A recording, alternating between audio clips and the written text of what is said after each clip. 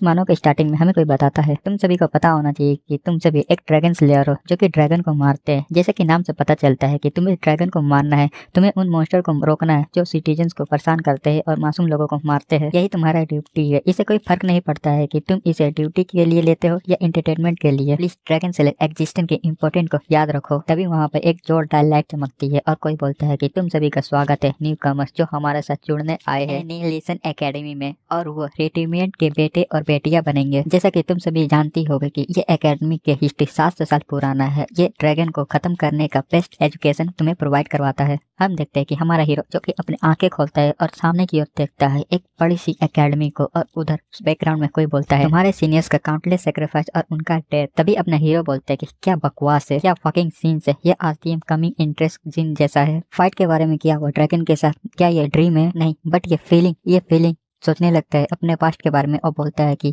तुम motherfucker dragon king race. वो dragon अपने हीरो से बोल रहा होता है कि प्लीज मुझे मत मारो। तो अपना हीरो बोलता है कि तुम ट्रेस लगता है तो मैं छोड़ दूंगा। तो वो ड्रैगन बोलता है कि मैं होप करता हूँ कि तुम इसे वेस्ट नहीं जानो दोगे। तभी अपना हीरो उसको काट डालता है वहीं पर, और अपना हीरो मन में सोचता है कि मैंने डिफरेंटली उसे मार दिया था। नहीं, मुझे मत बताना कि मैं रिग्रेशन हुआ है। नहीं, टाइम को पीछे ले जाने का ऐसा कोई मैजिक ही नहीं है। अगर ऐसा है तो ऐसा कोई रास्ता नहीं है जो कि ड्रैगन मैजिक स्पेल बोल सके। ये सिर्फ एक गॉड ही कर सकता है। अगर हाँ तो मैंने अभी अभी किसे मारा था, वो सच में एक ड्रैगन था। नहीं, मेरे साथ मजाक मत करो। और गुस्से से बोलता है कि चाहे वो एक ड्रैगन किंग हो चाहे म्यूटेंट, वो एक चिपकली बास्टर्ड है जिसे मुझे मारने की जरूरत है। फिर वो शांत होता है और बोलता है कि अगर मैं अच्छा करता हूँ तो ये एक मेरा और अपॉर्चुनिटी हो सकता है। उसकी प्लानिंग जो भी हो, लेकिन इस बार मैं सारे ड्रैगन को मार डालूंगा। और वो आगे की बढ़ने लगता है। तभी उसे पीछे से आवाज आती है कि हे तुम। तो अपना हीरो भी पीछे पलट के देखता है तो ये एक लड़की रहती है। वो लड़की बोलती है कि क्या तुम पागल हो? अपना हीरो सोचता है कि हेनेथ हरपुलिया, क्या वो जिंदा है? फिर अपना हीरो उसे बोलता है कि हेनेथ हरपुलिया। वो बोलते है कि हाँ, क्या तुम मुझे जानते हो? तब अपना हीरो अपने मन में सोचते हुए बोलता है कि क्या ये हमारा फर्स्ट मीटिंग है?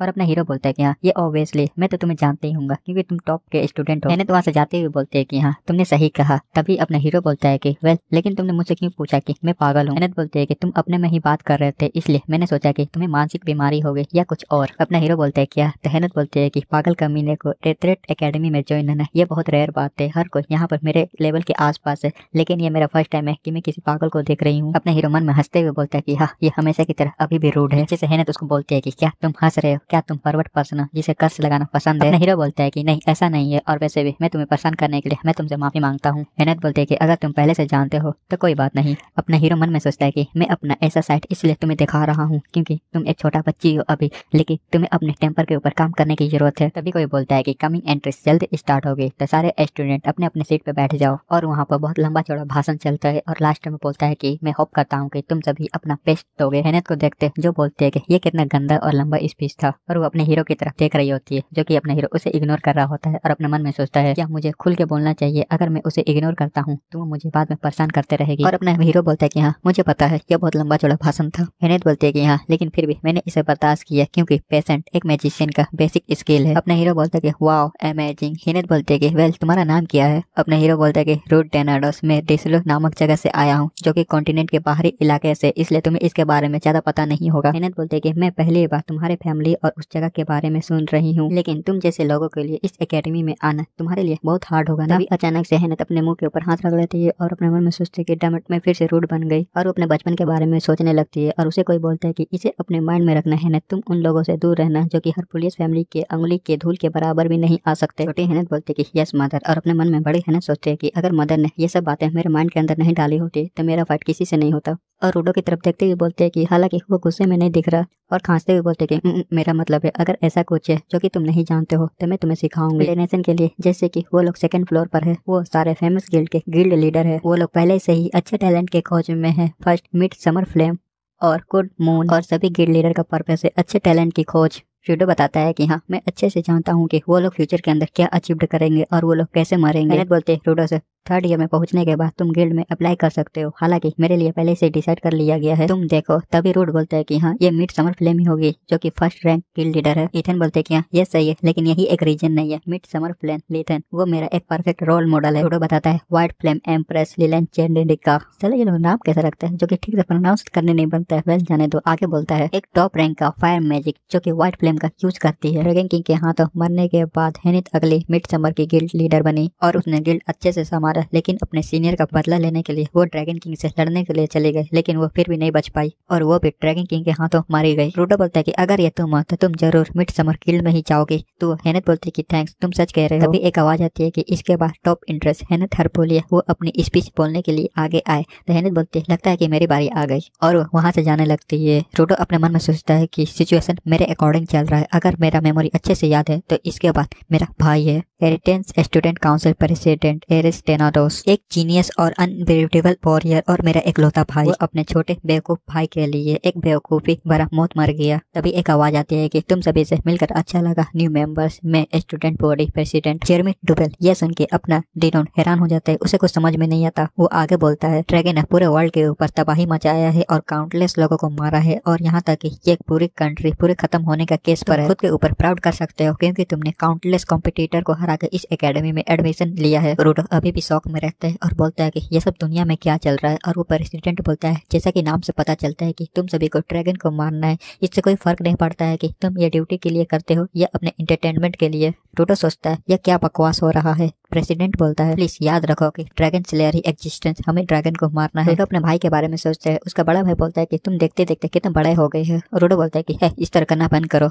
ये क्या चल रहा है। एक तो वो प्रेसिडेंट बोल रहा है बैकग्राउंड में, ऊपर से अपना रीडो सोच रहा है और ऊपर से इसका भाई जो बोल रहा है रीडो को और ये भी बोल रहा है, सबको एक ही में मिक्स कर दिया। वेल जाने दो। और आगे सोचते हुए रीडो बताता है ये इम्पॉसिबल है, मेरा बड़ा भाई मैं श्योर हूँ कि वो एक काउंसिल प्रेसिडेंट था और जेरेमी डिवेल वो उसका सबसे अच्छा दोस्त था। और वो अपने चेयर से उठ के जाने लगता है। हिनेथ बोलते है कि तुम कहाँ जा रहे हो। उस प्रेसिडेंट को बोलता है कि वेट ए मोमेंट और उसके पास जाता है, उसे पकड़ते हुए बोलता है तुम स्टूडेंट काउंसिल प्रेसिडेंट क्यों है। ओरिजिनल प्रेसिडेंट काउंसिल मेरा भाई, मेरा मतलब ऐसे डेनाडोस क्या वो प्रेसिडेंट के लिए खड़ा नहीं हुआ था।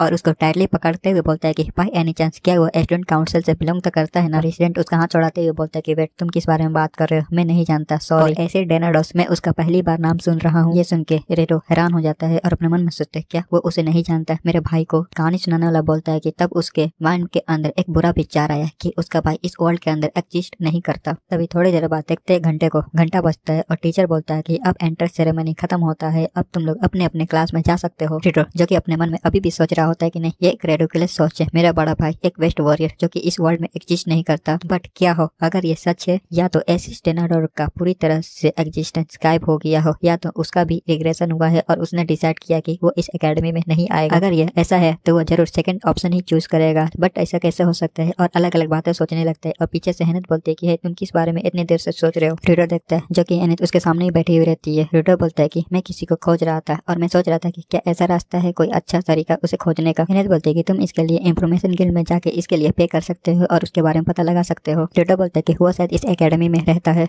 हेनेथ बोलते है तो तुम्हें फिर लाइब्रेरी में जाकर चेक करना चाहिए लिस्ट स्टूडेंट का। रेडो वहाँ से उठ के जाने लगता है। पीछे से हेनेथ गुस्से में बोलते है कि तुम कहाँ जा रहे हो। तो रेडो बोलते है कि लाइब्रेरी। हेनेथ भी उसका पीछा करने लगती है और बोलते है कि 15 मिनट में क्लासेस स्टार्ट होने वाले हैं, क्या हम लोग पहले ही दिन ही लेट जाएंगे अपने क्लास में। तो रेडो बोलता है कि तुम्हें मुझे फॉलो करने कौन बोल रहा है। हेनेथ बोलते है कि मुझे तुम्हारी चिंता है कि तुम कहीं प्रॉब्लम ना खड़ी कर दो, और वैसे तुम काउंसिल स्टूडेंट प्रेसिडेंट के साथ क्यों फाइट करने के ट्राई कर रहे थे। रेडो बोलता है कि नहीं मैं तो कुछ पूछ रहा था। तो हिनेथ बोलते है कि तुम अटेंशन पाना चाहते हो। रेडो बोलता है कि नहीं मुझे नहीं लगता, और वो आगे जा रहा होता है। पीछे से हिनेथ बोलते है कि और वैसे भी क्या तुम जानते हो कि लाइब्रेरी किस तरह है। तो वो वहीं पर रुक जाता है और वो कुछ बोल नहीं पाता है। तो हिनेथ बोलते है कि हाँ मुझे पता था इडियट, चलो मेरा पीछा करो। अगले सीन में देखते हैं वो लोग लाइब्रेरी का गेट को खोलते हैं और बोलते है कि वाओ तो ये है सेंट्रल लाइब्रेरी। पीछे से रेडो बोलता है कि जब तुम यहाँ पर पहली बार आई हो तो तुम्हें इस जगह के बारे में कैसे पता चला। तो हिनेथ बोलते है कि एक्चुअली मैं भी किसी दिन यहाँ पर आना चाहती थी। ये एक स्टूडेंट के लिए नॉर्मल बात है कि एक स्टूडेंट जो एकेडमी में जा रहा है उस एकेडमी के बारे में पहले से इंफॉर्मेशन उसे पता होना चाहिए। रेडो बोलता है कि हाँ, और अपने मन में सोचता है कि मैं यहाँ अपनी पिछली लाइफ में कभी नहीं आया।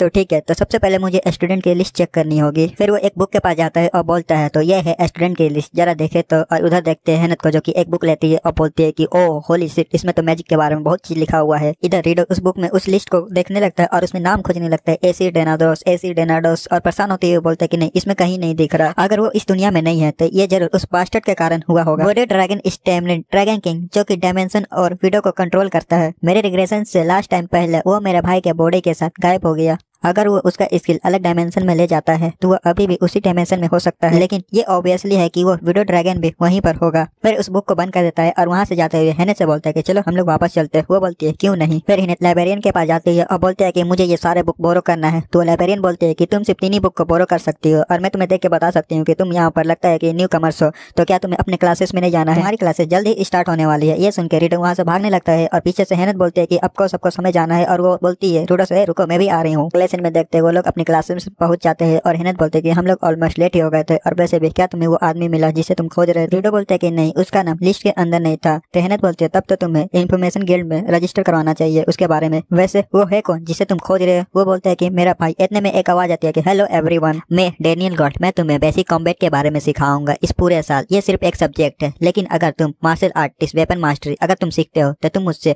हर बार मिलते रहोगे। अब से 4 साल तक मैं तुम्हें सिखाऊंगा। और वहाँ के बच्चे बात करने लगते हैं, अरे ये तो डेनियल गोल्ड है, एक सुपर हाई रैंकर। दूसरा बोलता है कि मैंने तो एक्सपेक्ट नहीं किया था कि मैं इनको देखूंगा। तभी डेनियल गोल्ड बोलता है कि ये एक हेल जैसा एजुकेशन होगा। जब तुम 3rd ईयर में पहुंचोगे तो तब तुम गिल्ड ईयर में अपना नाम लिखवा सकते हो और तुम अपने 4th ईयर्स में टेस्ट दोगे और तुम लोग अपने थीसिस के ऊपर काम करोगे। ये कुछ खास नहीं है, तुम्हें बस ऐसा फील होगा कि तुम मर रहे हो। डेनियल गोल्ड की बात सुन के वहाँ के बच्चों की फट जाती है और तभी डेनियल गोल्ड बोलता है कि अरे चिंता मत करो, अगर तुम इनफ मेहनत करते हो और ट्रेनिंग करते हो तो ये तुम्हारे टैलेंट के साथ ये ज्यादा पॉसिबल भी नहीं होगा। रूडो अपने मन में सोचता है कि उसका मतलब ये नहीं है कि तुम कैसे करते हो, लेकिन तुम्हारे टैलेंट के बिना तुम ऐसा कर ही नहीं सकते। मैंने अपने पिछले लाइफ में इस टैलेंट को पाने के लिए काफी मेहनत की थी। प्रेजेंट टाइम का सीन और डेनियल गोल्ड बोलता है कि ये हमारा फर्स्ट डे है तो इसलिए ये इतना काफी होना चाहिए। तो तुम लोग ज्यादा रजिस्ट मत करना और अपना सब बेस्ट देना। और कुछ देर तक क्लासेस ऐसे चलते रहती है। कुछ बच्चे कुछ क्वेश्चन पूछते हैं और डेनियल गोल्ड उनके आंसर देते रहते हैं। तभी अपना रूडो वहाँ से जाने लगता है और पीछे से हिनत बोलते है कि तुम इस टाइम तुम कहाँ जा रहे हो, हमारा डोमेट्री उधर नहीं है। तो रूडो बोलता है कि हाँ मुझे तो इतना पता ही है और उसे इग्नोर करके चला जाता है। और पीछे से हिनत अपने मन में सोचते है कि हाँ क्या बकवास है, तुम्हें तो लाइब्रेरी के बारे में भी पता नहीं था तो तुम्हें डोमेट्री के बारे में कहाँ पता होगा। देखते हैं रूडो को जो कि बोलता है कि द ड्रैगन सेलर, जैसे कि नाम से पता चलता है कि ड्रैगन को मारना है। सभी बैटल थ्योरी ये स्ट्रेंथ और मोस्ट फंडामेंटल स्किल है। इस एकेडमी के अंदर एक ट्रेनिंग ग्राउंड है जहाँ पर अपना स्ट्रेंथ को बढ़ाने के लिए ट्रेनिंग कर सकते हैं। ये एक ट्रेनिंग रूम है। जब मैं अपने पिछले लाइफ में छोटा था तो मैं यहाँ पर ट्रेनिंग करने आता था और उस ट्रेनिंग रूम के गेट को खोलता है और बोलता है कि हाँ ये बिल्कुल मेरे पास्ट लाइफ जैसा ही है। फिर वो अपने शर्ट को खोलता है और बोलता है कि चलो देखे। फिर वो एक डंडे को जाकर पकड़ता है और बोलता है कि मुझे पता करना होगा कि मेरा स्टेमिना कितना है। और उस डंडे को पकड़ कर पुलअप मारने लगता है और बोलता है कि 10, 20, 30, 40 और इतने में थक जाता है और नीचे बैठ जाता है और बोलता है कि हाँ मुझे पता चल गया कि मेरा स्टेमिना कितना है। ये बिल्कुल एक ट्रेस की तरह है। ये कोई सरप्राइज की बात नहीं है, वैसे भी मैं अभी 17 साल का हो गया हूँ। फिर गुस्सा करते हुए बोलता है कि सीरियसली, लेकिन मुझे इसमें से कोई भी पसंद नहीं है। कल से कॉम्बैट क्लास स्टार्ट होने वाली है पहले से और मेरे पास स्पेयरिंग क्लास का 1 वीक का टाइम है। अगर मैं नहीं चाहता हूँ कि इस बार भी ऐसा ही है जो कि मेरे पिछले लाइफ में भी हुआ था तो मुझे और भी बेटर करना होगा। और खड़ा होता है और एक्सरसाइज करते हुए बोलता है कि मुझे और भी ज्यादा अपने स्टेमिना को बढ़ाना होगा। वैसे भी मैं पहले से ही ज्यादा मेहनत करने में एक्सपर्ट हूँ। उतने में उसको आवाज सुनाई देती है तो वो साइड में देखता है रूट। वहाँ से एक बंदा आता है। रूट अपने मन में सोचता है ये कुछ फेमिलियर जैसा दिखता है, मैंने एक्सपेक्ट नहीं किया था कि ये मुझे यहाँ मिलेगा। बिल्कुल हिनत की तरह मेरे पास्ट लाइफ में एलाइज था ब्लैक एस्टोरो फिजिकली कॉम्बैक्ट, बाद में उसे फर्स्ट किंग का टाइटल मिला, लेकिन मैं इससे पास्ट लाइफ में यहाँ कभी नहीं मिला। मैंने अपने मिड टर्म एग्जाम के बाद ट्रेनिंग रूम आना स्टार्ट किया था और मुझे तो ब्लैक से पीछे ट्रेनिंग रूम में मिलना चाहिए। क्या ये टाइम के डिफरेंट कारण के कारण है? छोड़ो चलो इस पे ध्यान ना दे और अपनी ट्रेनिंग के ऊपर फोकस करे। फिर रोड अपने ट्रेनिंग करने लगता है। वो भी उसके रोड के पास आके ब्लैक्स उसके साथ डंबल उठाने लगता है। वो जैसे जैसे ट्रेनिंग करता है वो भी उसका कॉफी करने लगता है। इतने में ब्लैक्स गुस्सा जाता है और बोलता है कि तुम फकर, क्या तुम मुझसे फाइट करना चाहते हो? ब्लैक्स अपने डंबल नीचे रखते हुए बोलता है कि तुम ऐसा क्यों सोच रहे हो, मैं तो बस एक्सरसाइज कर रहा हूँ। रूट बोलता है तो तुम मुझे ऐसे घूर के क्यों देख रहे हो? ब्लैक्स बोलता है कि मेरा काम तुम्हें गलत लगा है इसके लिए सॉरी, लेकिन तुम्हारा मूवमेंट और तुम्हारा पोस्चर इतना परफेक्ट था तो मैं अपने आप को तुम्हें कॉपी करने से रोक नहीं पाया। रूट बोलता है क्या? तो ब्लैक्स बोलता है कि तुम्हारा डंबल उठाने का पोजीशन और मस्कुलर बढ़ाने का वो मूवमेंट एकदम परफेक्ट था। मेरे फैमिली के अंदर मुझे अपने फादर भी इतना परफेक्ट एक्सरसाइज करते हुए कभी नहीं देखे और ना मुझे उन्होंने सिखाया। अपना बॉडी दिखाते हुए बोलता है कि क्या तुम शायद एक एक्सरसाइज गॉड हो? रूट बोलता है कि नहीं, मैं रूट टेनाडॉस हूँ, एक न्यू कमर एकेडमी में। वो बोलता है कि क्या कॉन्सिडेंट है, मैं भी एक न्यू कमर हूँ, मेरा नाम ब्लैक एस्टेरोज है। रूट अब से तुम मेरे वर्कआउट मास्टर बनोगे। मैं श्योर हूँ कि तुम मेरे ब्यूटीफुल बॉडी से एक दिन आगे निकल जाओगे, तो तुम मुझे अपना एक स्टूडेंट बोल सकते हो। रूट बोलता है कि नहीं, सीन कट होता है। थोड़ी देर बाद हमें टीचर बताता है कि तुम सभी को अपने अपने लिए एक वेपन चॉइस करना है। तुम्हारा फाइटिंग स्टाइल तुम्हारा फंडामेंटल है। हमें बताया जाता है ये एरएसटीएम एकेडमी का 3rd ट्रेनिंग ग्राउंड है। टीचर आगे बोलता है कि नॉर्मली हम लोग एड्रॉन से पहले ही तुम लोगों के लिए खुद के लिए वेपन का सजेस्ट करते हैं कि तुम पे कैसा वेपन सूट करेगा, बट ये से पहले हम करते थे, लेकिन अब ये चेंज हो गया है। तुम कोई सा भी अपने पसंद का वेपन चॉइस कर सकते हो। ये तुम्हारे ऊपर डिपेंड करता है तुम कैसा वेपन चॉइस करते हो। 2 बच्चे अपने में बात करते हैं। एक बच्चा बोलते है कि अरे भाई देख ये लंबा शॉट कितना हल्का है। वो बोलता है कि वाह ये कितना अमेजिंग है। एक शॉट को लेते हुए बोलता है कि ये सच में कंट्री का बेस्ट एकेडमी है जो कि सिर्फ ट्रेनिंग करने के लिए इतने एक्सपेंसिव वेपन को प्रोवाइड करवाता है। मुझे लगता है कि हम लोग इसे साफ अच्छे से कर देंगे तो ये रियल फाइट में भी यूज किया जा सकता है। मेहनत को देखते हैं जो कि प्रोफेसर पास जाती है और बोलते है कि प्रोफेसर मैं एक विजार्ड बनने वाली हूँ, तो क्या मुझे भी कोई वेपन चुनना होगा? प्रोफेसर बोलता है कि रियल फाइट किसी भी टाइम हो सकता है, तुम्हें पता होना चाहिए कि अगर तुम मैजिशियन हो तो तुम्हें अपने आप को कैसे प्रोटेक्ट करना चाहिए। मेहनत बोलते है कि ठीक है प्रोफेसर। फिर वो जाके कुछ वेपन्स को देखने लगती है तो पीछे से रूट आता है और बोलता है कि मुझे लगता है कि तुम्हारे लिए एक छोटा नैप ठीक रहेगा। सच में तुम अपने अपने माना का यूज करते हुए स्नाइप को कंट्रोल करके अपने एनिमीज के ऊपर अटैक कर सकती है। ये तुम्हारे लिए बहुत ईजी होगा। हेनेथ बोलते हैं क्या सच में? तो रूट बोलते हैं कि हाँ। फिर अपने मन में सोचता है कि एक्चुअली हेनेथ के पास पास्ट लाइफ में डैगर का टैलेंट था। जब उसका माना खत्म हो जाता था तब वो अपने डैगर का यूज करते हुए क्लोज कॉम्बैट करती थी अपने आप को सर्वाइव करने के लिए। हेनेथ बोलते हैं कि तुम्हारा थैंक्स, मुझे भी लगता है कि मुझे एक नाइफ रख ही लेना चाहिए। तभी वो बोलती है कि और तुम क्या उसका यूज करने वाले हो? तो रूट उस शॉट को निकालते हुए बोलते हैं कि नहीं मैं श्योर नहीं हूँ, और उस शॉट को निकालते हुए एक स्विंग कर देता है और बोलता है कि काफी अच्छा था। हेनेथ बोलते हैं क्या तुम एक ही स्विंग से तुम श्योर हो? दूसरे बच्चों को देखो जो कि अपने वेपन चॉइस करने में कितना स्ट्रगल कर रहे हैं। रूट बोलता है कि मैं तो बस ऐसे ट्राई कर रहा था। और प्रोफेसर जो कि अपने मन में सोचता है क्या ये कॉन्सिडेंट है? उसका स्विंग कोई ऑर्डिनरी स्टूडेंट का स्विंग नहीं था। रूट बोलता है कि यहाँ पर सभी वेपन अच्छे हैं। तो हेनेथ बोलती है कि लेकिन एक ही है। रूट सर के पास जाता है और बोलता है कि सर क्या मुझे एक ही वेपन चॉइस करना होगा? टीचर बोलता है कि कोई रूल नहीं है, बट ये रेयर है। जब कोई एक वेपन के ऊपर फोकस करता है तो वो उसमें अच्छा हो जाता है, लेकिन तुम्हें दूसरे वेपन के अंदर इंटरेस्ट है तो तुम ऐसा कर सकते हो। रूट बोलता है लेकिन मैं मल्टीपल वेपन का यूज करना चाहता हूँ। उसका टीचर अपने मन में सोचता है क्या मल्टीपल वेपन का यूज करना, क्या वो एरोगेंट है या कॉन्फिडेंट? फिर रूट से बोलते हैं कि ठीक है, अगर तुमने डिसाइड कर लिया तो ये तुम पे डिपेंड करता है। रूट एक और वेपन उठाते हुए बोलता है कि ठीक है, मैं इस शॉट के साथ एक और वेपन को इंक्लूड कर रहा हूँ, और उस वेपन को चला देता है। उसका टीचर भी हैरान हो जाता है। वो बोलता है क्या एक स्पेयर? फिर एक और शॉट को उठाता है और बोलता है कि और इसके साथ एक और लंबी शॉट, और उस शॉट को भी चला जाता है और बोलता है कि मैं इन तीनों के साथ जाऊंगा। उसका टीचर अपने मन में सोचता है कि हा वो एक जीनियस है। नहीं, वो एक जीनियस से भी आगे है। एक्सप्लोटेशन और एलिगेंस के साथ साथ मैं उसमें टेलिकेंस भी देख सकता हूँ। ऐसा लग रहा है कि वो शॉट के साथ खेल रहा है। फिर रूट के पास जाता है और बोलता है कि मिस्टर रूट, क्या मैं जान सकता हूँ कि तुम इस एकेडमी में आने से पहले क्या करते थे? रूट बोलता है कि मैं सर्वाइव करने के लिए मर्सनरी में काम करता था और मैंने अपने फैमिली को खो दिया ड्रैगन की वजह से। टीचर बोलता है कि मुझे माफ करना, ऐसे सेंटिमेंट्स क्वेश्चन तुमसे पूछने के लिए सॉरी। रूट बोलता है कि कोई बात नहीं, वैसे भी ये बहुत पुरानी बात है। और अपने मन में सोचता है कि मुझे लगता है कि मैंने अटेंशन पाने के लिए बहुत अच्छा किया है। हिनेथ जाती है और बोलती है कि क्या तुम सच में अच्छे हो? रूट बोलते हैं कि हाँ। तो वो बोलते हैं कि नहीं, तुम एरोगेंट हो। बाय द वे, तुमने प्रोफेसर को कहा कि तुमने अपने फैमिली को खो दिया है, क्या ये सच है? रूट बोलता है कि हाँ, दोनों को, मदर फादर को। वो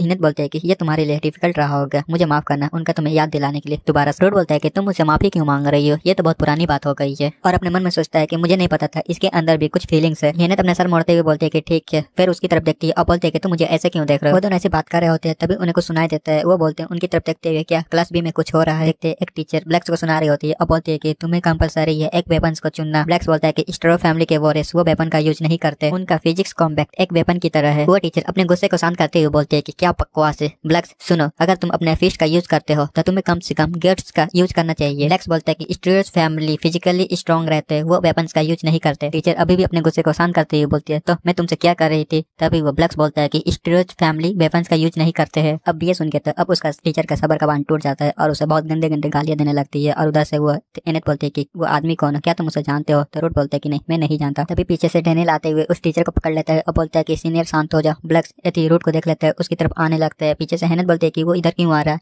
तो रूट बोलता है कि लगता है कि हमें यहाँ से जाना चाहिए। ब्लैक्स रूट को हाथ दिखाता है। रूट अपने मन में सोचता है कि ऐसे मत प्रिटेंड करो कि मैं तुम्हारा फ्रेंड हूँ। ब्लैक्स रूट की तरफ आने लगता है और हेनेथ बोलते है कि क्या तुम उसे जानते हो? वो इसी तरफ आ रहा है, क्या तुम्हारा वो फ्रेंड है? तो रूट बोलता है कि मुझे नहीं पता। तभी उसको टीचर को देखते हैं, जो ये देखते हुए पूरे गुस्से में आ जाती है और बोलती है कि तुम्हारी हिम्मत कैसे हुई जब तुम देख रहे हो कि तुम्हारी टीचर तुमसे बात कर रही है और तुम अपने फ्रेंड के साथ मिलने के लिए जा रहे हो। ब्लैक्स बोलता है कि वो मेरा फ्रेंड नहीं है, वो फ्रेंड से भी डीपली। तभी बीच में रूट बोलते है कि वो मेरा फ्रेंड ही है। पीछे से डैनियल बोलता है कि मिस्टर ब्लैक, भले ही वेपन का यूज तुम ना करो, ये तुम्हारे प्रिंसिपल के खिलाफ है और तुम्हारे फैमिली का ट्रेडिशनल, बट करेंटली हम लोग अभी क्लास में है और ट्रेनिंग कर रहे हैं। अगर तुम वेपन को रिफ्यूज करते हो। रूट सोचता है कि मैं श्योर हूँ कि पिछली लाइफ की तरह इस लाइफ में भी वैसे ही होगा। वो कुछ एक्सक्यूज बना देगा। तभी वो टीचर बोलता है कि तुम्हें फिर से अपना सेकंड ईयर स्टार्ट करना होगा। रूट सुन के ये हैरान ही हो जाता है और अपने मन में सोचता है क्या ये पास्ट चेंज हो गया है? ब्लैक्स को तो कोई फर्क ही नहीं पड़ रहा होता है। डैनियल बोलता है कि अगर तुम वेपन का रिफ्यूज करते हो तो तुम्हें फेल माना जाएगा। रूट अपने मन में सोचता है क्या ऐसा हो सकता है कि मेरे इन्वॉल्वमेंट के कारण पास्ट चेंज हो गया है? और हैरान होते हुए बोलता है कि अगर ये फेल हो जाता है तो फ्यूचर के अंदर हमारे फोर्स के खिलाफ ड्रैगन किंग से लड़ना ये बहुत मुश्किल हो जाएगा।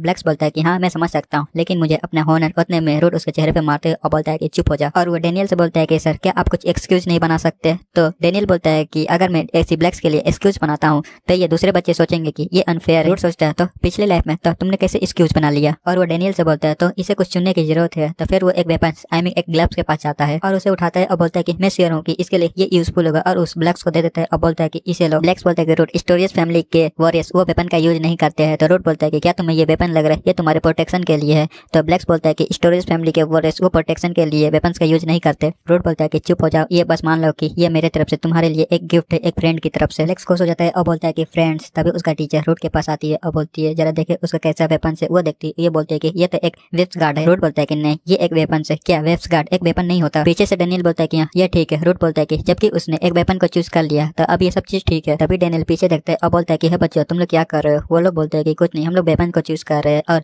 रूट अपने मन में सोचता है कि मैं खुश हूँ कि सब चीज ठीक हो गया। कुछ देर बाद देखते हैं रूट ब्लैक्स और एथन को जो कि क्लास के कॉरिडोर में जा रहे होते हैं और रूट एक कागज को लेते हुए कुछ सब्जेक्ट के बारे में पढ़ रहा होता है जो बताना इतना जरूरी नहीं है। रूट अपने मन में सोचता है कि वो मेरे साथ क्यों आ रहे हैं? क्या नेचुरली वो लोग एक ग्रुप चाहते हैं बनाना? पीछे में हेनेथ और ब्लैक्स बात कर रहे होते हैं। ब्लैक्स बोलता है कि नहीं मैं नहीं हूँ, मैं स्टेरोस फैमिली का एक वॉरियर हूँ। ब्लैक्स स्टेरोस। हेनेथ बोलते हैं कि सच में तुम एक फूल हो। तो वो ब्लैक्स बोलता है कि तुम एक मैजिशियन के रूप में तुम मार्शल आर्टिस्ट के हॉनर को नहीं समझ सकते। एक स्टोरेज फैमिली के वॉरियर का डिसऑनर वो उसके डेड के बराबर है। वो हेतन बोलते हैं कि सच में तुम एक बेवकूफ हो। वो लोग ऐसे ही बात करते हुए जा रहे होते हैं। तभी कोई बोलता है कि तुम मेरी तरफ देखो। हेनेथ और ब्लैक्स आगे की ओर देखते हैं कि उनके सामने कुछ लड़के आ जाते हैं और वो लड़का बोलता है कि मैं तुम दोनों बेवकूफों से बोल रहा हूँ। रूट अपने उसी कागज के अंदर ध्यान लगा लेता है। वो भी सुनते हैं और बोलते हैं क्या क्या तुमने मुझे कहा? वो लड़का बोलता है कि ऑफकोर्स मैंने तुम्हें कहा और वो तुम्हारे पीछे वो कमीना सुअर को। ब्लैक्स बोलता है कि मैं सुअर नहीं हूँ, मैं एक वॉरियर हूँ। तभी हेनेथ बोलते हैं कि रास्ते से हट जाओ बेवकूफ, तुम्हें पता है कि तुम किसके अगेंस्ट जा रहे हो? क्या तुम मरना चाहते हो? और तुमने पिक किसको कहा? रूट अपने मन में सोचता है कि क्या तुमने थोड़ी देर पहले ही वेगलेक्स को बेवकूफ नहीं कहा? वो बंदा अपना हाथ आगे बढ़ाते हुए बोलता है कि हेनेथ हरपुलिया, मैंने तुम्हारा स्पीच सुना और मुझे बहुत अच्छा लगा।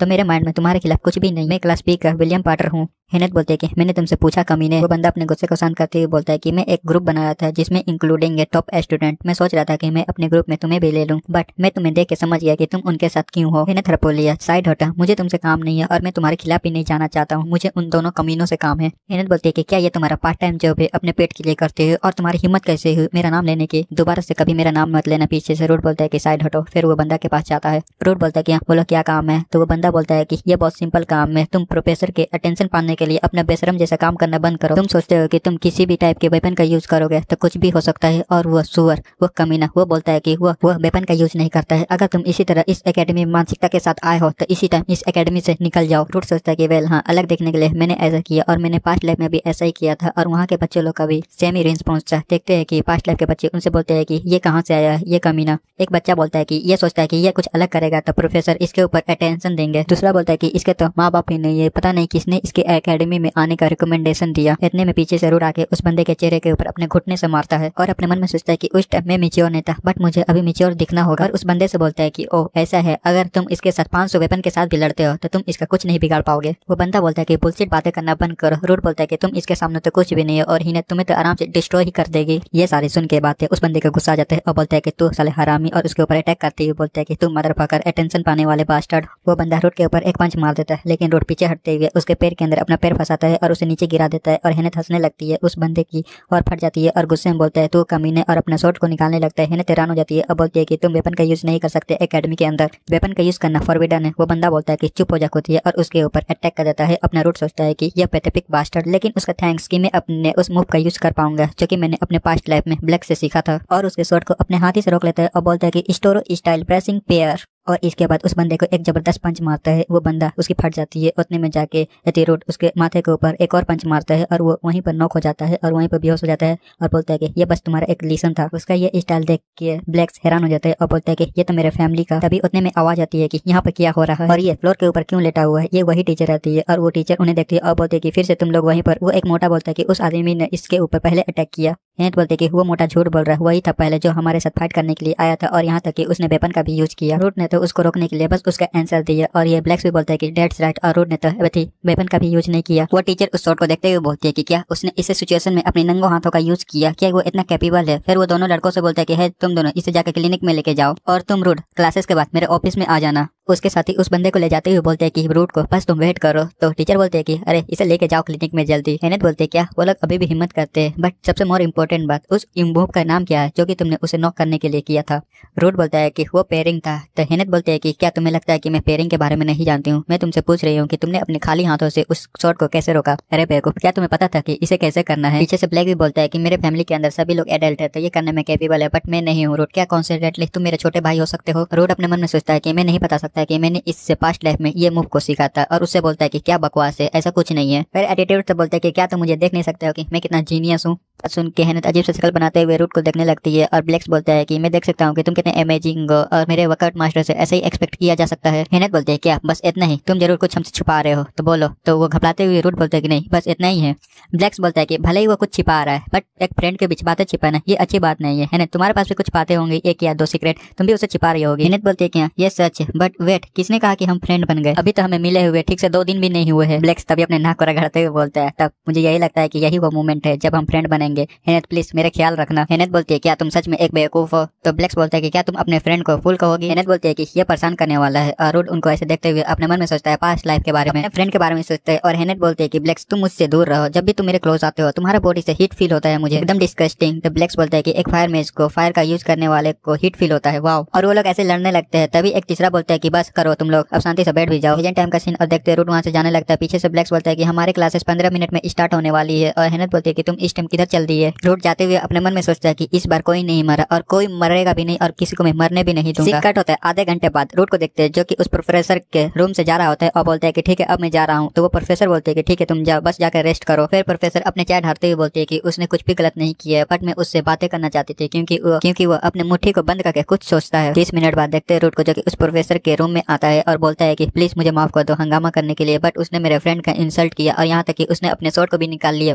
हम पे चलाने के लिए। मुझे डर था कि वो मेरे फ्रेंड का कुछ करना था, इसलिए मैं उस पर जल्दी से कंट्रोल पाना चाहता था, बट मुझसे कुछ ज्यादा ही हो गया और वो नॉक हो गया। मुझे इसके बारे में और भी मैच्योर होना चाहिए, प्लीज मुझे माफ कर दो, अगली बार से मैं ऐसा नहीं करूंगा। और ये सब सारी बातें सुन के प्रोफेसर तो इमोशनल हो जाती है। प्रेजेंट टाइम का सीन, और ये प्रोफेसर ये बातें सोच सोच के खुश हो रही होती है, और बोलते हैं कि वो बच्चा काफी होशियार है और काफी ईमानदार है। और चिड़चिड़ाते हुए बोलते हैं कि अगर कंपेयर करे उस ब्लेक्स से। फिर उसे नॉक नॉक की आवाज आती है, पीछे पलट के बोलते हैं कि अंदर आ जा। तो वहाँ पर डेनियल आता है और बोलते है कि तुम यहाँ पर क्यों आए हो। तो डेनियल बोलता है उससे क्या तुम मजाक कर रही हो, नए स्टूडेंट के लिए आज का मीटिंग तुम्हारे ऑफिस में हम लोग करने वाले हैं। ये तुम ही तो जो कि इसके लिए जीत कर रही थी, और तुम दूसरी जगह पर जाने के लिए बहुत लेजी थे। प्रोफेसर बोलते हैं कि तुम किस बारे में बोल रहे हो, मैं तो उस टाइम सिर्फ तुम्हें सजेशन दे रही थी। तभी वहाँ पर कोई आते हुए बोलता है कि अगर तुम उस टाइम सजेशन दे रही थी तो तुम्हें क्लियर हो जाना चाहिए था। ये दो और प्रोफेसर रहते हैं। वो टकला प्रोफेसर बोलता है कि क्या तुम जानते हो कि तुम्हारी वजह से मुझे एडमिटेशन में कितनी बार आना जाना हुआ। फिर हमें ये दोनों प्रोफेसर के बारे में बताया जाता है। पहले फर्स्ट टकला प्रोफेसर के बारे में बताया जाता है, क्लास टी का होमरूम टीचर आर्थर श्रेष्ठ, और इस मार्क्स वाले प्रोफेसर के बारे में बताया जाता है, ये क्लास सी का होमरूम टीचर है डेमियन ग्रेम्स। तो इसका नाम डेमियन है और उसका नाम डेनियल है, तो कंफ्यूज मत होना। वो प्रोफेसर इसका नाम क्लियर रहता है। वो बोलते हैं कि मैंने ऐसा क्या किया जो तुम मुझे परेशान करने वाले बोल रहे हो। तो वो टकला प्रोफेसर बोलता है कि तुमने ऐसा काम किया है जो कि तुम्हें डिजायर रहता है, तुम वो करती हो। क्लियर बोलते हैं कि मैंने तो कुछ ज्यादा खरीदा नहीं है, मैंने तो एक फुल फ्लेयर खरीदा और लेदर का एक कुशन। क्लास सी का प्रोफेसर बोलता है और 300 मिलियन वाला रिप्लो वेस, पता नहीं ये क्या है। क्लियर उस प्रोफेसर से बोलते हैं कि मैंने तुम्हें पहले बताया था कि ये हमारे दोनों के बीच में एक सीक्रेट रहना चाहिए। वो टकला एक बैग खोलते हुए बोलता है कि अब जो भी हो इतना काफी है, बस तुम अपने शेड्यूल के ऊपर मेक श्योर करना कि उसे चेक करते रहे। क्लियर बोलते हैं कि ज्यादा मेहनत करने से तुम्हारा बाल उड़ गया है। वो बोलते हैं क्या तुमने कुछ बोला। वो बोलते हैं कि नहीं। डेनियल उन दोनों को शांत कराते हुए बोलता है कि ठीक है चलो अब हम शांत हो जाते हैं और मीटिंग को स्टार्ट करते हैं। डेनियल बोलता है कि इस साल के नए स्टूडेंट वो अलग लेवल पर है। तो वो टकला प्रोफेसर बोलता है कि ग्रेजुएशन रेट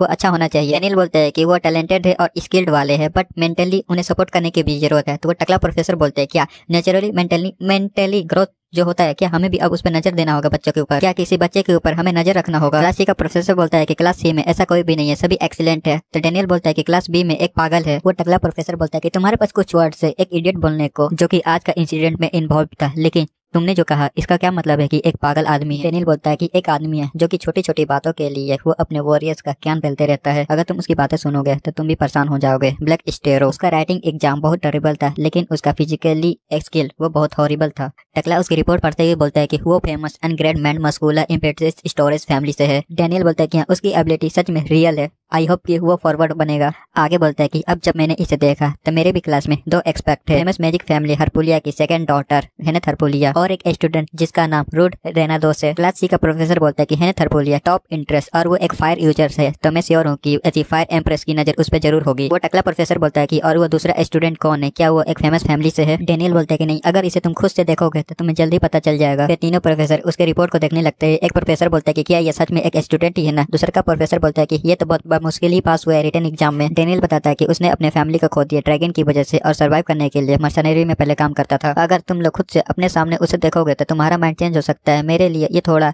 अहंकारी हो सकता है बट लेकिन मैं बता सकता हूँ कि ये फर्स्ट ईयर का सबसे स्ट्रॉन्ग पर्सन हो सकता है। टकला प्रोफेसर बोलता है कि अगर तुम ऐसा कह रही हो तो ये कोई एवरेज स्टूडेंट नहीं होगा। क्लियर को उसे मिलना चाहिए था अगर वो क्लास ए में है तो। क्लियर बताते हैं कि रूट वो अपने फ्रेंड को अच्छे से केयर करता है और वो अच्छे अच्छे बातें करता है और वो एक अच्छा स्टूडेंट भी है। वो मुझे तुरंत ही पसंद आ गया था। अगर वो आ गया तो मैं उसे अपने क्लास में ले लूँ। उसकी ये सारी बातें सुन के वो टकला प्रोफेसर अजीब सा शकल बना लेता है और वो क्लियर बोलते हैं कि तुम ऐसे शकल क्यों बना रहे हो। सारे प्रोफेसर हैरान रहते हैं क्लियर की बातें सुन के। डेनियल बोलता है कि क्या तुम भी स्टूडेंट की तारीफ करती हो। तो क्लियर बोलते हैं कि मैं टाइम टू टाइम स्टूडेंट की तारीफ करते रहती हूँ। क्लियर बोलती है कि क्या तुम्हें याद है उस शॉट चलाने वाले इडियट के बारे में जो कि मैंने तुम्हें बताया था। रूडी था जो कि उसने उसको कंट्रोल में किया था। डेनियल बोलता है कि उसने शॉट का यूज किया इंट्रेंस एग्जाम देने के लिए बट उसका मार्शल आर्टिस्ट का क्या। क्लियर बोलते हैं कि हम सिर्फ एक बात के लिए सॉरी हो सकते हैं कि उसके पास इसके लिए भी टैलेंट है। तो क्या तुम ये नहीं सोचोगे कि एक निहत्थे वॉरियर के रूप में मुझे उसका टीचर होना चाहिए। डेनियल बोलता है कि ये थोड़ा डिफिकल्ट हो सकता है। उसका असली टैलेंट शॉट चलाने में और स्पेयर चलाने में है तो मैं उसके लिए एकदम परफेक्ट रहूंगा। क्लियर बोलते हैं कि ओह माय गॉडनेस तुम कब से एक स्टूडेंट के ऊपर इतना इंटरेस्ट दिखाने लग गए। डेनियल बोलता है कि वो मेरे क्लास का स्टूडेंट है और उसके क्लास टीचर के रूप में मुझे उसका प्रोफेसर बनना जरूरी है और ये उसके लिए भी ज्यादा इफेक्टिव होगा। क्लियर बोलते हैं कि मजाक करना बंद करो। वो निहत्थे हाथ वाला वो कब से वेपन चलाने में इतना स्किल्ड वाला है। वो दोनों आपस में लड़ने लगते हैं। डेनियल बोलता है कि मैं वो पहला पर्सन हूँ जो कि रूट के स्किल और टैलेंट को नोटिस किया था। भले ही तुम मेरे एक सीनियर हो लेकिन मैं उसे जाने नहीं दूंगा। क्लियर भी फॉर्म में आ जाती है और बोलते हैं क्या तुम अपने सीनियर से ऐसे बातें करोगे। लगता है कि तुम्हें सीनियर और जूनियर के बारे में तुम्हें और भी अच्छे से बताना होगा। डेनियल बोलते हैं कि हाँ क्या तुम अपने पहले के सत्य के बारे में भूल गए जो कि आप मुझसे 2 वीक पहले हारे थे। उतने में टेबल के ऊपर कोई पंच मारता है और टेबल को ही तोड़ देता है। ये टकला प्रोफेसर रहता है और बोलता है तुम दोनों शांत हो जाओ और बैठ जाओ। तुम दोनों अपने आप को प्रोफेसर करते हैं। तुम्हें अपना बिहेवियर देखना चाहिए। क्लियर अपने टेबल को टूटते हुए देख के बोलते हैं कि ये बहुत एक्सपेंसिव था। वो टकला प्रोफेसर बोलता है क्लास सी के प्रोफेसर को डेमियन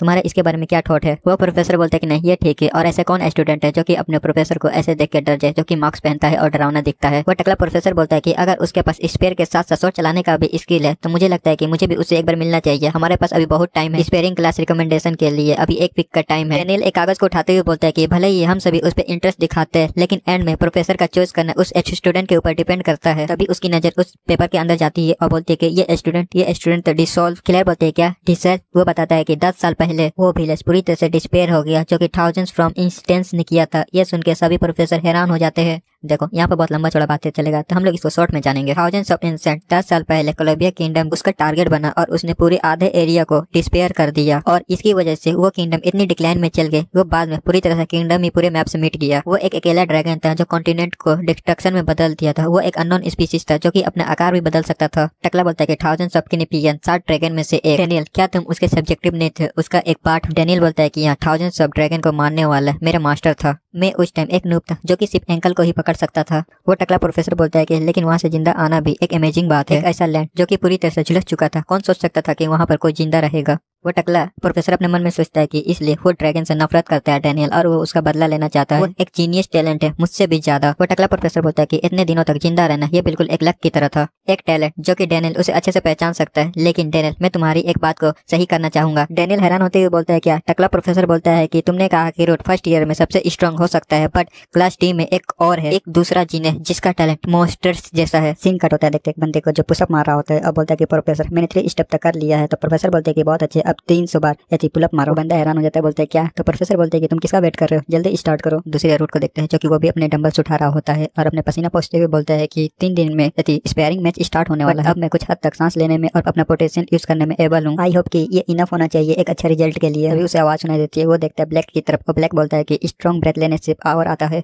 रूट गुस्से से बोलता है कि क्या तुम काम करने टाइम अपने मुंह को बंद नहीं रख सकते। वो क्या बकवास है। भालू जिसे सांस लेने में भालू की पावर मिलती है। ब्लैक्स बोलता है कि रूट तुम ये वेट को नहीं उठा सकते क्योंकि तुम उतने स्ट्रॉन्ग नहीं है तुम्हारा यही रीजन है। तो वो गुस्सा करते हुए रूट बोलता है कि फक ऑफ। रूट उसको एडवाइस देता है और बोलता है कि उसे अच्छे से पकड़ो। हर बार जब भी तुम सांस लेते हो और बात करते हो तो एक साइड ज्यादा वेट चला जाता है। जैसे रूट इंस्ट्रक्शन देता है वैसे ही ब्लैक्स करता है और बोलता है कि हाँ तुमने ठीक कहा जैसा कि मैंने तुम्हारा बात माना मेरा बॉडी मस्कुलर बढ़ रहा है। तुम सच में एक ग्रेट वर्कआउट मास्टर हो। वो बोलता है कि हाँ। तभी पीछे से हेनत आती है और बोलते है कि तुमसे बहुत तेज गंध आ रही है। क्या तुम खुद को ह्यूमन भी कहते हो। तुम बिना रुके 3 घंटे से सिर्फ एक्सरसाइज ही कर रहे हो। ब्लैक्स बोलता है कि जब तुम फील करते हो कि तुम्हारा मस्कुलर बॉडी बढ़ रहा है तब तुम्हें और भी ज्यादा एक्सरसाइज करना चाहिए। वैसे हेनत तुम बहुत पतली हो चलो मैं तुम्हें लीड करता हूँ चलो एक्सरसाइज करते हैं। हेनत बोलते है कि मेरा बॉडी एकदम ठीक है एकदम नॉर्मल तुम मेरे पास मत आओ तुमसे गंद आ रही है।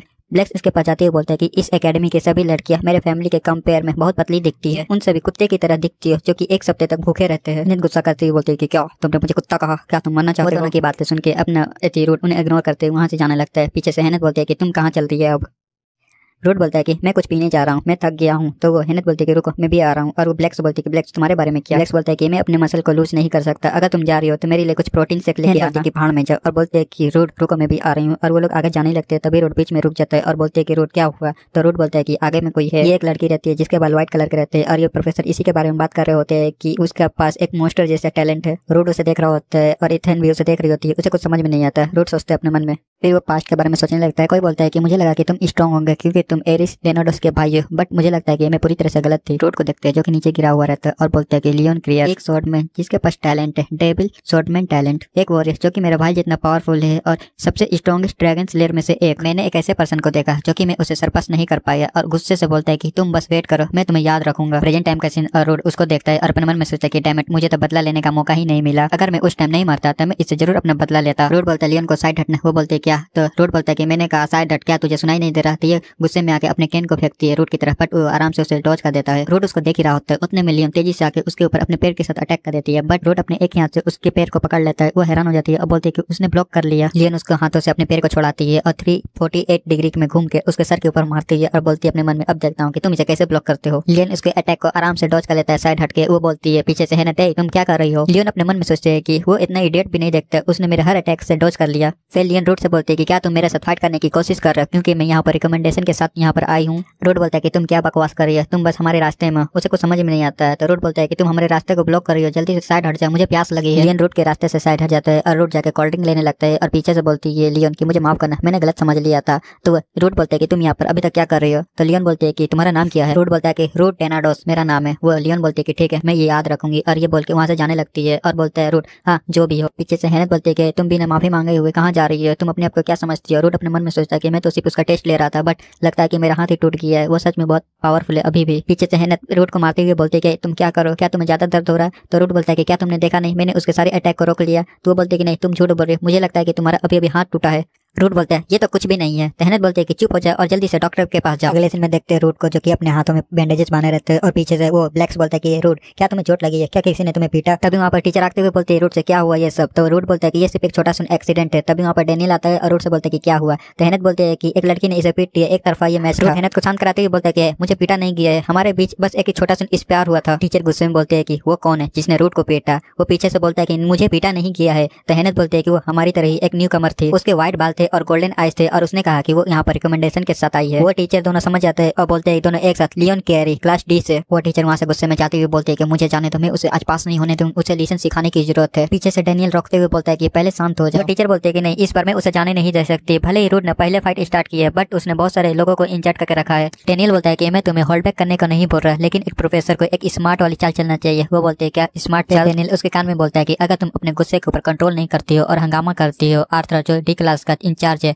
ये कह के सिचुएशन को शांत कर देगा कि मैं उसका ध्यान रखूंगा। चलो हम लोग गार्डियन ड्रैगन लीडर से कंप्लेंट करते हैं। वो अच्छे से जानता है कि पेशेंट कैसे रखना है और वो आर्थर को बोलेगा पेशेंट रखने को। तो हम जाके आर्थर के पास जाएंगे, जो हम चाहते हैं वो उसे करवाएंगे। क्लेम बोलते हैं कि सारा ब्लेम आर्थर के ऊपर डाल दो और बच्चे को पनिशमेंट दो, ये इतना बुरा आइडिया भी नहीं है। डेनियल बोलता है कि इसे कोई ज्यादा प्रॉब्लम बनाने की जरूरत नहीं है, ये ऑब्वियसली है कि हम उसे पनिशमेंट करेंगे, उसे हार्ड पनिशमेंट देंगे। हाँ ये ऑब्वियसली है कि हमें उसे सुधारना है, अगर वो हार्ड पनिशमेंट झेलेगी तो वो दूसरों से लड़ने से पहले एक बार जरूर सोचेगी। और वो दोनों डेविल जैसा हंसने लगते हैं और क्लियर बोलते हैं कि हाँ हाँ सच में तुम एक जीनियस हो। ये सारी बातें सुनकर ब्लैक रूट से बोलता है कि ऐसा लगता है कि प्रोफेसर तुम्हें काफी